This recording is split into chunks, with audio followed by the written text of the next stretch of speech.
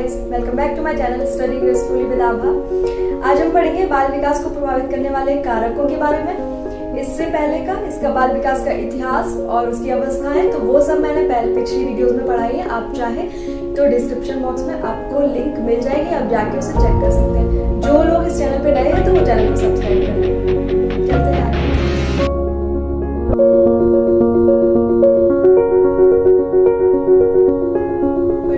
बाल विकास को प्रभावित करने वाले कारकों के बारे में।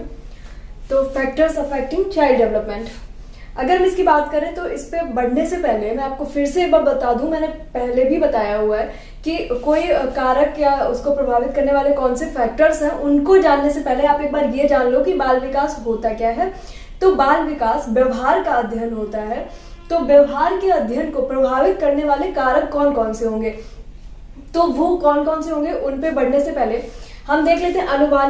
अनुवांशिकता भी होगा, मतलब बच्चा का जैसे मम्मी पापा है, जैसे हेरिडिटी है, उसके जो मम्मी पापा या दादी दादा जिस लेवल के हैं, तो ऐसा नहीं होगा कि उसकी बौद्धिक क्षमता उनसे बहुत ज्यादा हो जाएगी। क्या होता है ना कि अच्छे बच्चे या जो कभी कभी ऐसा होता है कि वो पर रेयर होता है कि जिनके मम्मी पापा का मेंटल लेवल अगर कम भी है या उनका बोले IQ कम भी है, तब भी बच्चे अच्छे निकल जाते हैं, तो वो रेयर होता है। वैसे क्या होता है कि अच्छे जो ऑलरेडी पहले से जिनके पिछली पीढ़ियां जिनकी काफी डेवलप्ड है, तो वो बच्चे उनके चांस ज्यादा होते हैं कि वो बाकी बच्चों के कंपेयर में आगे अच्छा कर जाएंगे। तो इसलिए अनुवांशिकता इस पे भी निर्धारित होता है। काफी सारे कारक हैं, अगर हम ये बोले तो ये भी कम है। अगर हम कारक गिनने बैठ जाएं तो बहुत सारे हो जाएंगे, पर हमने मेन जो है यहाँ पे लिखे हैं।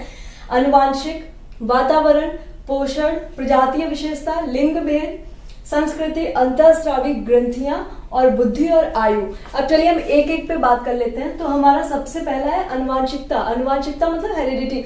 तो अगर हम इस पे बढ़े तो हमारे जो वाटसन है, तो उन्होंने बोला भी है कि अनुवांशिकता जो है बच्चों के डेवलपमेंट के लिए, ग्रोथ के लिए बहुत रिस्पॉन्सिबल होता है, या अनुवांशिकता जो है वो बाल विकास का एक प्रमुख कारक है। अनुवांशिकता कैसे अफेक्ट करेगा इस चीज को, बालक के विकास को, कि क्या होगा जब बच्चा है छोटा, तो उसको जैसे उसके मम्मी पापा है, जैसा मैंने बोला कि जैसे उसके मम्मी पापा, वो इसका मतलब केवल मेंटल से ही नहीं है, फिजिकल में भी। मतलब जितनी हाइट है, अगर मम्मी पापा की हाइट कम है तो ज्यादा चांस होंगे बच्चे के कि उसकी हाइट भी कम होगी। और अगर किसी के मम्मी पापा लंबे हैं या जैसा भी फिजिकल जो भी है, तो उस अकॉर्डिंग बच्चा दिखने का उसके ज्यादा चांसेस होते हैं। तो अनुवांशिकता बहुत ज्यादा रिस्पॉन्सिबल होती है। दो इसमें जो सबसे ज्यादा रिस्पॉन्सिबल कारक हैं, तो अनुवांशिकता और वातावरण। अनुवांशिकता तो हो गई हमारी ये कि जैसे हमारी पिछली जनरेशन होगी तो ज्यादा हमारे चांसेस होंगे कि हम भी उनकी तरह ही होंगे। आगे बढ़ते हैं हम वातावरण पे। तो वातावरण या एनवायरनमेंट जैसा होगा, तो बच्चे की ग्रोथ के लिए, डेवलपमेंट के लिए बहुत रिस्पॉन्सिबल होता है उसका एनवायरनमेंट। जैसे वातावरण में वो रहता है, एनवायरनमेंट की हम बात करें कि वो जैसे वातावरण में रहता है, मतलब अगर आप उसको स्कूल में अच्छा पढ़ाने की कोशिश कर रहे हैं या फिर जो भी आपके उस माहौल से अलग चीजें आप उसको सिखाने की कोशिश कर रहे हैं, तो ज्यादा चांस है कि वो स्कूल की बिल्डिंग से बाहर निकलते ही फिर से उसी में ढल जाएगा जो उसके घर का या आसपास के वातावरण का माहौल है। तो वातावरण बहुत रिस्पॉन्सिबल होता है बच्चे के जो है व्यवहार को निखारने के लिए, फिर वो चाहे सामाजिक उसका विकास हो या फिर मानसिक विकास हो, तो इसके लिए वातावरण भी बहुत रिस्पॉन्सिबल होता है। इससे वुडवर्थ का एक मुझे कथन याद आया, उन्होंने बोला था कि development is equals to heredity into environment. मतलब डेवलपमेंट जो विकास होता है हमारा, वो किस किस से मिलके बना होता है, हेरिडिटी मतलब अनुवांशिकता और वातावरण एनवायरनमेंट से मिलके बना होता है।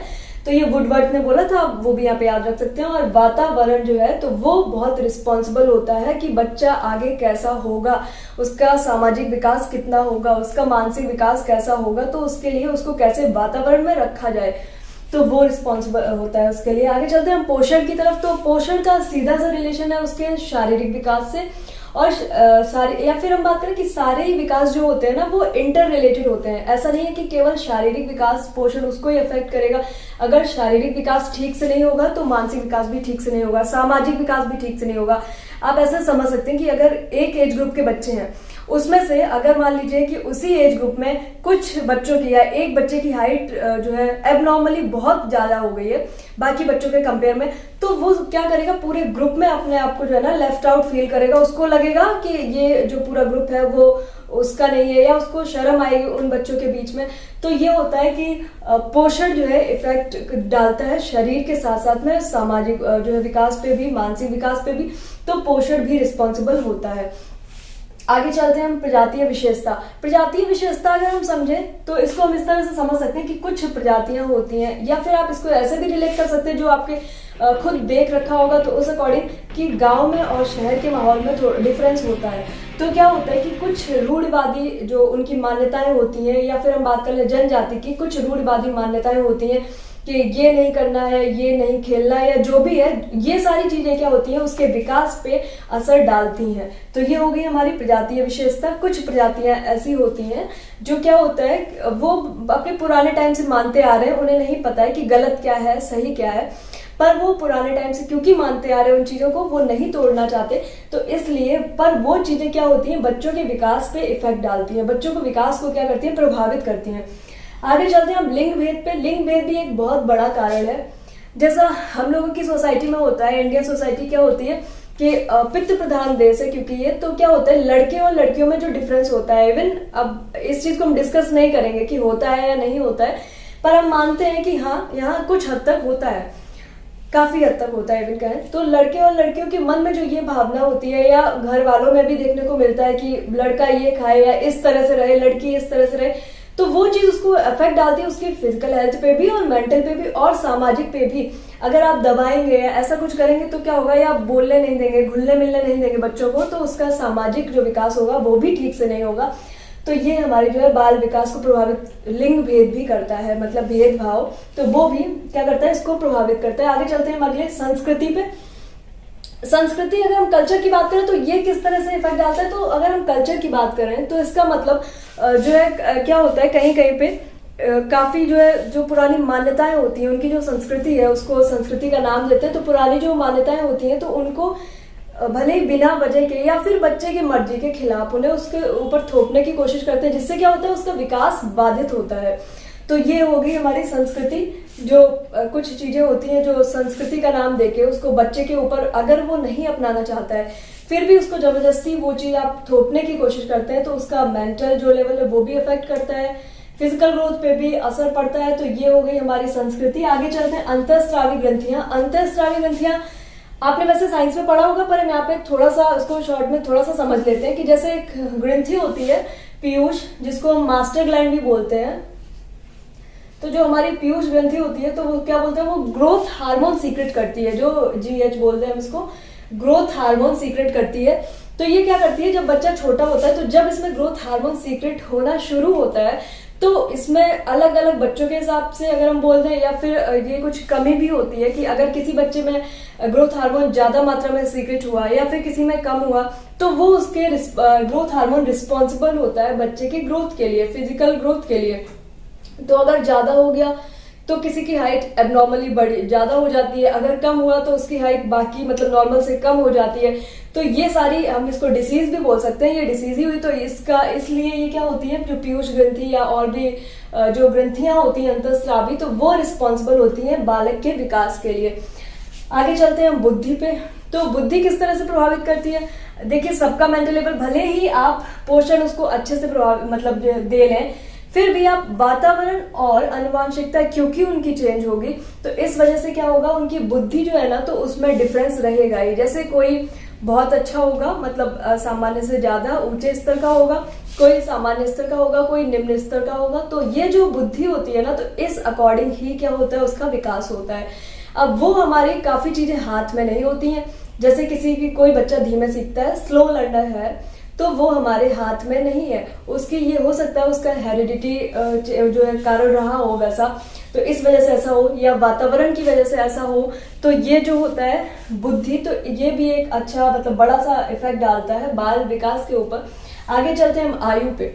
आयु कैसे रिस्पॉन्सिबल हो सकती है, तो वो हम इस तरह से समझ सकते हैं कि जैसे किसी जो है अगर हम बोलते हैं किसी अवस्था में, जैसे लाइक शैशवावस्था में या बाल्यावस्था के कंपेयर में, अगर कोई बच्चा शैशवावस्था में ज्यादा सक्रिय है या ज्यादा सीखता है, या बाल्यावस्था में आके फिर वो थोड़ा कम पड़ जाता है, तो इसका मतलब ये नहीं है कि अगर वो बाल्यावस्था में कम सीख रहा है तो वो किशोरावस्था में भी वैसा ही रहेगा, या फिर शैशवावस्था में कम सीख रहा है तो फिर वो किशोरावस्था में भी वैसा ही रहेगा। तो ये कुछ होता है जो एज फैक्टर होता है, तो वो उस पर भी डिपेंड करता है कभी कभी। मतलब हम इसको ऐसा समझ सकते हैं कि ये आयु नहीं, अवस्था से रिलेटेड है। किसी अवस्था में क्या होता है, बच्चे का जो सीखने का जो बोले हम, जो उसका सीखने की शक्ति होती है, तो वो किसी अवस्था में ज्यादा होती है, तो वो उस अवस्था में ज्यादा सीख लेता है, ज्यादा सीख सकता है। किसी अवस्था में वो कम सीख सकता है। तो इस तरह ये आयु भी एक या एज भी एक बड़ा सा फैक्टर है जो अफेक्ट करता है हमारे चाइल्ड डेवलपमेंट को या फिर बाल विकास को। तो ये हमारे सारे फैक्टर्स हो गए। छोटा सा टॉपिक है पर फिर भी इंपॉर्टेंट है, इसलिए मैं बता रही हूँ फिर से एक बार। बाल विकास को प्रभावित करने वाले कारक या फैक्टर्स अफेक्टिंग चाइल्ड डेवलपमेंट। तो पहला हो गया हमारा हेरिडिटी या फिर अनुवांशिकता। अनुवांशिकता क्या होता है, जो हमारे वंश से रिलेटेड है ना। ये अनुवांशिकता मतलब जो हमारे पिछले टाइम से जो चला आ रहा है, या जैसे हमारे मम्मी पापा की ग्रोथ या जैसा उनका पिछला जो भी है मेंटल लेवल जो कुछ भी है, तो बच्चे का भी चांसेस होते हैं कि वैसे ही रहेंगे। वातावरण की बात करें तो वातावरण बहुत रिस्पॉन्सिबल होता है, इसीलिए बोलते हैं अच्छे लोगों की संगत करनी चाहिए और ये सब। तो वातावरण भी बहुत इंपॉर्टेंट होता है। बोलते हैं डेवलपमेंट मिलके बना होता है किससे, हेरिडिटी और एनवायरमेंट से। तो ये तो दो सबसे इंपॉर्टेंट कारक हो गए। इसके बाद बात करते हैं पोषण पे। तो भले ही अगर हम बात करें कि अनुवांशिकता से किसी बच्चे की मान लो हाइट बहुत अच्छी बढ़ सकती है, उसके मम्मी पापा की हाइट काफी है, लेकिन अगर उसको पोषण सही मात्रा में ना मिला, प्रोटीन एंड जो भी रिस्पॉन्सिबल होता है हाइट के लिए, ग्रोथ के लिए, तो अगर वो ना मिला तो क्या होता है, उसकी उस अकॉर्डिंग जितनी होनी चाहिए वो नहीं हो पाती है। तो इसलिए पोषण भी रिस्पॉन्सिबल होता है। आगे चलते हैं प्रजातीय विशेषता पे। तो प्रजातीय विशेषता मतलब कोई प्रजाति है तो अलग अलग प्रजातियों की क्या होती है, कभी कभी जैसे जनजातियों की अलग अलग धारणा होती है, अलग अलग रूढ़िवादी अवधारणाएं होती हैं, तो जो बच्चे के विकास को प्रभावित करती हैं। लिंग भेद हो गया हमारा, लड़के लड़की या जो भी जो लिंग भेद होता है, तो वो बच्चों के मानसिक विकास पे भी असर डालता है और इसके साथ साथ फिजिकल पे भी असर डालता है। आगे चलते हैं संस्कृति पे। तो संस्कृति जो होती है तो वो भी क्या होता है, कहीं की जैसे संस्कृति होती है कि बच्चे मान लो ऐसे ही कुछ भी चीज आप जैसे ले लें कि कहीं मान लो ये माना जाता है कि बाहर खेलना लड़कियों को नहीं खेलना चाहिए, या दिस इज जस्ट एग्जाम्पल। तो जैसे लड़कियां बाहर खेलने नहीं जाएंगी या नहीं खेले कूदेंगी, तो इससे क्या होता है, उनका जो शारीरिक विकास होता है तो वो बाधित होता ही होता है। तो ये जो हमारी संस्कृति है तो ये भी कभी कभी इफेक्ट डालती है। या हम कुछ चीजें जबरदस्ती बच्चों पे थोपते हैं तो वो उसके मानसिक विकास पे असर डालती है। आगे चलते हैं अंतःस्रावी ग्रंथियां। तो अंतःस्रावी ग्रंथियां तो ग्रंथियां या ग्लैंड्स तो बहुत रिस्पॉन्सिबल होती हैं। तो ये हो गया। नेक्स्ट बुद्धि।